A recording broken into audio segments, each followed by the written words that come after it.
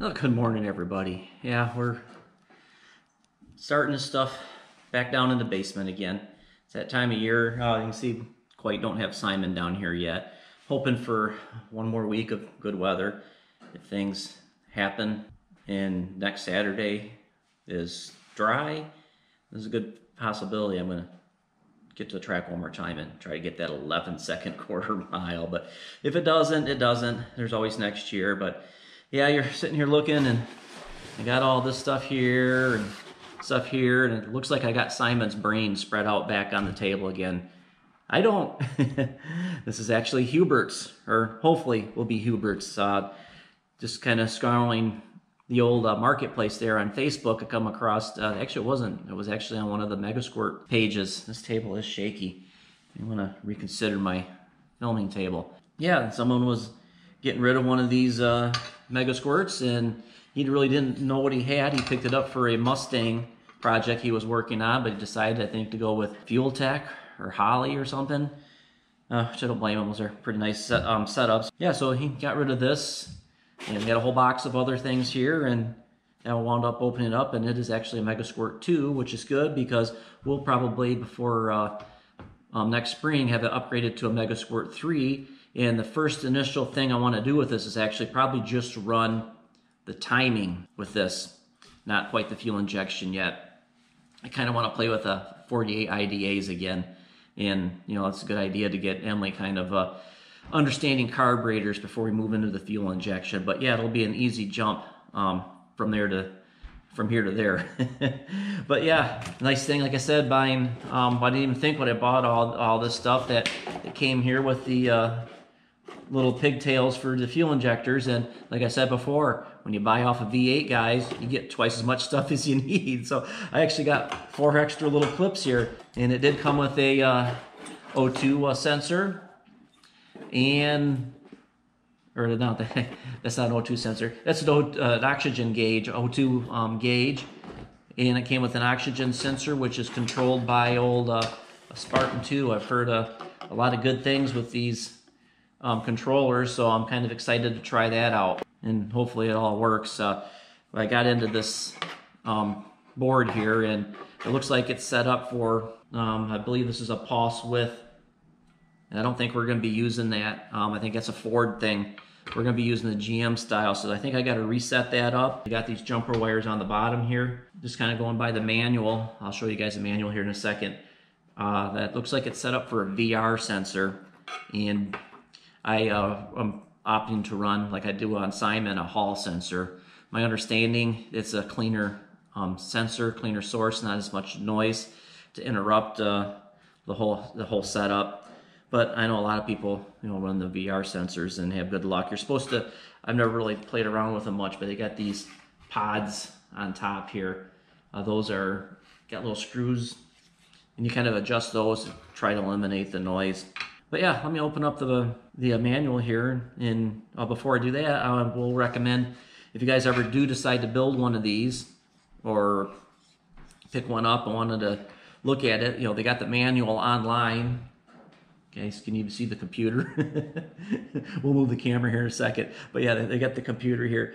And what I do recommend is, as you're going along, you know, to print out all the boards and information on there. Like I went over to 14.7, and this is who sells the Spartan O2 sensor controllers.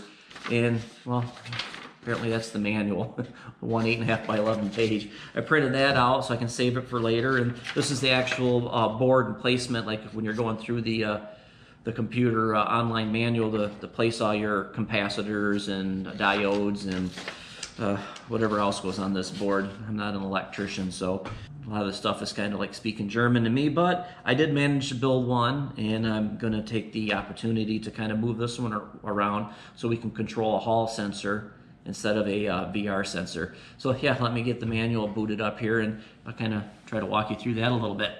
Now here's the Megasquirt build guide, and well, it's the assembly guide, so don't confuse that with the manual. But when you scroll down through here, you know, it pretty much gives you a whole list of everything that's on the board. And like I said, there's that page I printed out. You know, there's what the board kind of looks like when you get it. and fitting it into the case and everything. But yeah, get little soldering tips. And then, basically it's like paint by numbers. You start assembling it, and you can assemble it kind of how you want. And what I'm looking for, well, this is for the stepper motor that I'm going to be using, I think. Gives you your outputs or your inputs and stuff. And you just kind of follow along. Shows you how to hook it to Tuner Studio, and give a little description of those are resistors, kind of what all the colors mean on them. And then your jumper boot for your daughter board. I'm gonna have to go get my glasses, but here's what I'm looking for here. This is gonna be the jumper for if you're running the VR sensor, or the jumpers for you're running the Hall sensors. And I'm gonna be running a Hall sensor, and basically what I did is I turned this board upside down here and just followed where these jumpers went, and they definitely went where the VR sensors are. So my job today is going to be to move those around, and hopefully I can do that without destroying anything. So I got to heat up a solder iron. Okay, well, I don't know how well you guys can see on the GoPro here, but like the first step here is for the Hall sensors, XG1 to XG2, and I can see right here, looks like somebody had soldered something there once before. What they do is they run a jumper over, and you can either do it on this side or on this side of the board, but it's kind of hard to work in there. So I'm going to see if I've got a old resistor lying around or something. So I got to run a jump wire there. And then the other area we need to work at, I can see right here they've got, if you look at the manual for the VR sensor, you got the VIRN, the VRIN runs to the TAC select, and they got the TAC select to the VIRN. I need to run it over to this option. I think that's what it is, option. But, so I got to move, and you can see they got the jump wire right here. It's right here, this piece of wire with nothing on it. I think I'm just gonna, I don't know if I can unsolder that and then move it, or if it might be easier just to snip it and then move it over. And then the last step, it's this jumper right here. They got everything written on the board here. I don't know how well it shows up on the camera, but I need to run this jumper wire. So I got a little bit of work ahead of me now. I was looking, this jumper wire is for the pulse width, but I'm going to be running, like I said, GM stepper, so I need to run, there's 4 more, or actually 3 more holes here. I need to run 3 more jumper wires there for the stepper motor I want to run. And then this thing here is the map sensor. This is the one that kind of comes standard with the board if you buy a Megasquirt board, and you can opt up to run a Map Daddy, which I run on Simon. But when I read on the options of this is good up to 21 pounds of boost. Now there's some other things on this board missing, because when they whoever built this went with this option. I'm going to have to be replacing some of these, or adding some of these resistors and capacitors and stuff in order to run the Hall sensor. Yeah, I'm going to try to make this board as much close to what I'm used to, which is in Simon. And this is built on a 3.0 board, which gives you this little extras, the MS2 extras.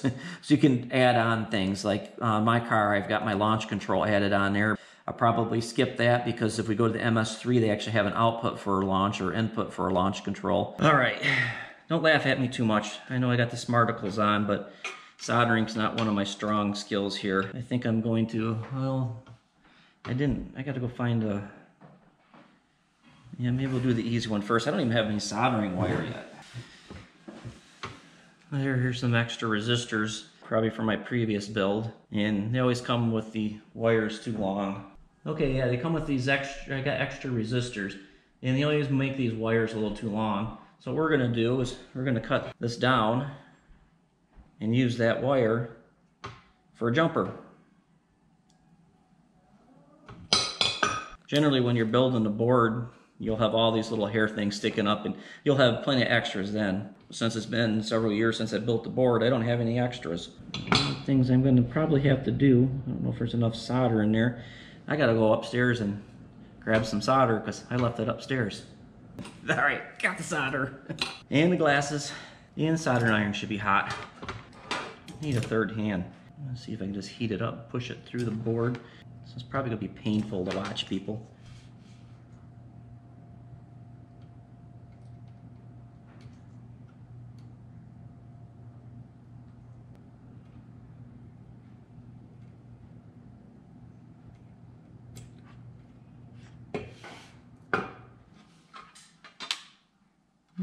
Might have won.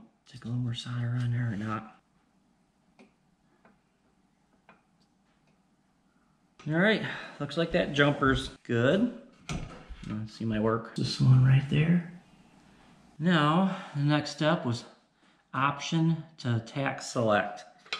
And that was down over here. And I got that on the other side of the board. I don't know if I can solder and pull that out or not. I didn't bring any small wire cutters with me.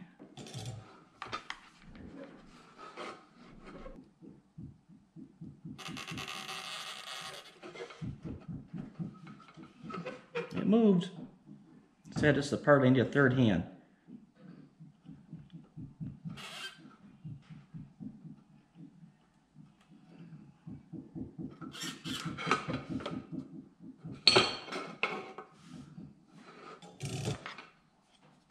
I got it.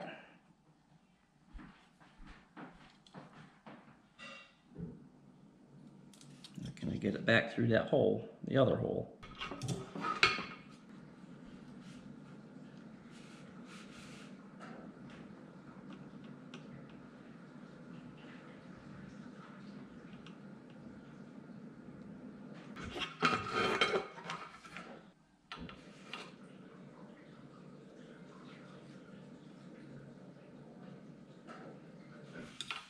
Well, it ain't pretty, but it's in there. Little round ball there on the opt-out, or option. And of course, your jumper doesn't look all that pretty, but so all it's got to do is make contact. So the next one, you can see that's nice on the board here. It tells you, where to look. Jumper select. Where they decide that was. I think I decided that one was here underneath this jump wire. VR out, teleselect. What do I need? Teleselect op. So I've got to move it from here over to there. I just got to heat it up and pull it up.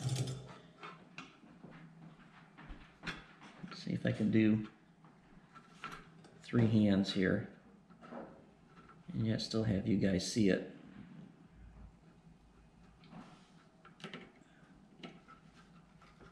Oh, I did it.